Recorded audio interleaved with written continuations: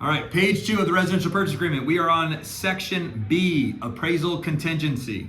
Buyer's obligation to purchase a property is contingent upon the property appraising for not less than the purchase price.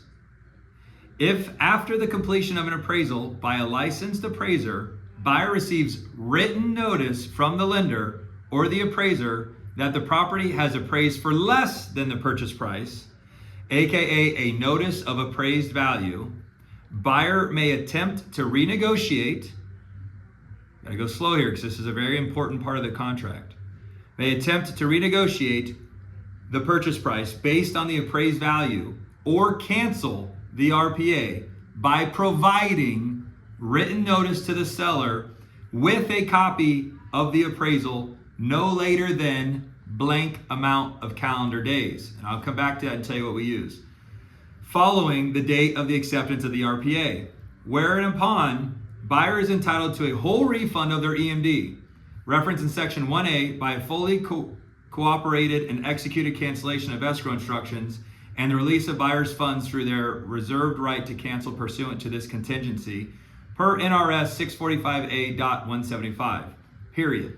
If this residential purchase agreement, this is one of the most important lines in this thing, if this residential purchase agreement is not canceled in writing on or before the appraisal deadline, which is the number of days you put in that blank, buyer shall be deemed to have waived the appraisal contingency. That means if you don't, let's just assume that we put in this line, and Matt, what do you most often put in this line? How many days? 18. Okay, Matt normally puts 18, so we'll use 18 as an example.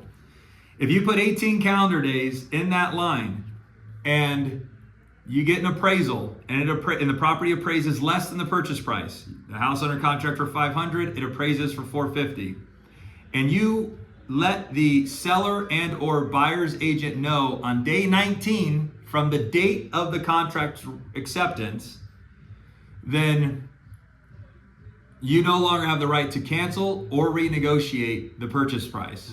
Okay, you have waived this contingency. That means that if your buyer now has to pay the difference in cash, it's a very real and serious contingency in the purchase agreement. Again, if you put 18 days, which we would encourage you to do that here, that means that in your calendar, you need to go and count 18 days from the acceptance date of the purchase agreement. And actually what I would do is say, put a calendar reminder for like day 15, day 16, and then on day 18, you better know that this house has appraised at contract value and or has not appraised at contract value. And if it has not, that you have notified the seller and or listing agent that it has not appraised and that you intend on renegotiating the purchase price and or canceling. Which means if you better be ahead of the game. You cannot cancel on day 19. You can't start negotiating on day 18 and think that it's going to just drift into 19, 20, and 21.